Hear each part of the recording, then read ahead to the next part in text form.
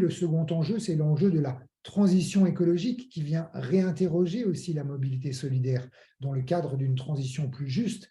C'est les problématiques autour des ZFE, Pierre en parlait effectivement en introduction, ou par exemple des garages solidaires. Les garages solidaires sont des garages qui ont pour vocation à prêter des véhicules aux personnes les plus démunies, par exemple pour pouvoir trouver un emploi.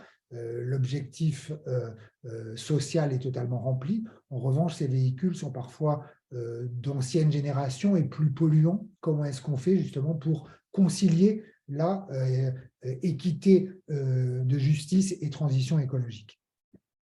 On estime effectivement, et ça va être ma conclusion, de finalement comment faire pour agir et quelle va être la suite.